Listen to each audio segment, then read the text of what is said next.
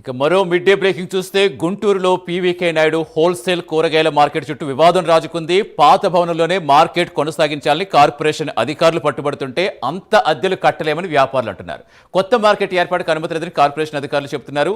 వ్యాపారులను అనగదొక్కుతున్నారని ఆరోపిస్తున్నారు. అటు కొత్తగా నిర్వహించిన వేలం పాటలతో కార్పొరేషన్కి ఆదాయం పెరిగిందని అధికారులు అంటుంటే వ్యాపారానికి సంబంధం లేని వ్యక్తుల చేతుల్లోకి షాపులు వెళ్ళిపోయాయని వ్యాపారులు చెబుతున్నారు. దీంతో అటు వ్యాపారులు ఇటు అధికారుల మధ్య వివాదం కొనసాగుతూనే ఉంది. ప్రస్తుతం మార్కెట్ వద్ద పరిస్థితి వివరించేందుకు మా కరెస్పాండెంట్ రవికృష్ణ జాయిన్ అవుతున్నారు. రవికృష్ణ, అసలు ఏంటి, ఎంత శాతం మేర పెంచారు, అసలు వ్యాపారుల వెర్షన్ ఏంటి, అటు అధికారుల వెర్షన్ ఏంటి?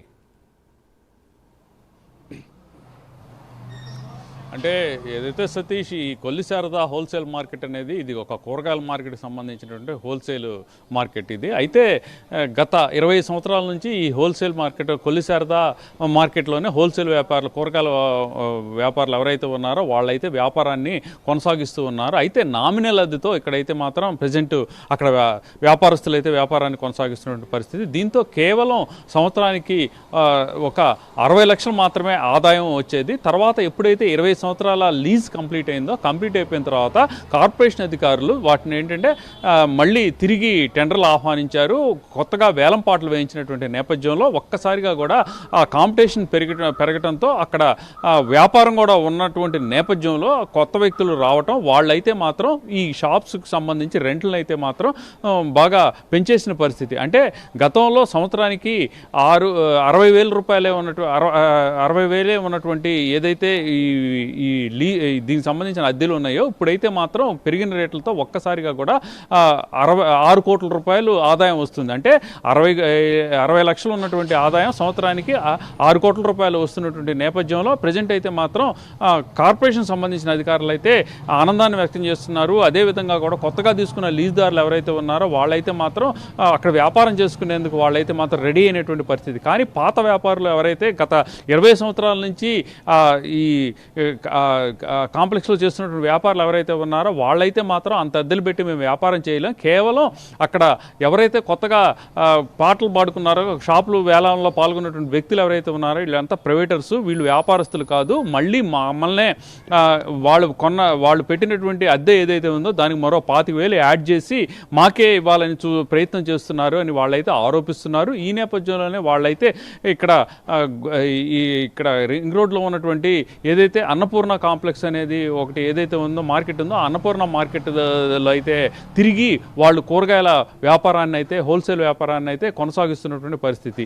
అయితే ఇప్పుడు ఎవరైతే ఈ ప్రజెంట్ కొల్లి శారదా మార్కెట్లో కొత్తగా షాపులను లీజుకు తీసుకున్నటువంటి వ్యక్తులు ఎవరైతే ఉన్నారో వాళ్ళైతే మొన్న వాళ్ళు ప్రెస్ మీట్ కూడా పెడతాం జరిగింది. తాము లక్షలాది రూపాయలు పెట్టి షాపులను తీసుకున్నటువంటి నేపథ్యంలో పాత వ్యాపారులు అయితే ఈ ఎవరైతే అమ్మేవాళ్ళు ఉంటారో వాళ్ళందరినీ కూడా తమ వైపు మలుచుకున్నారు.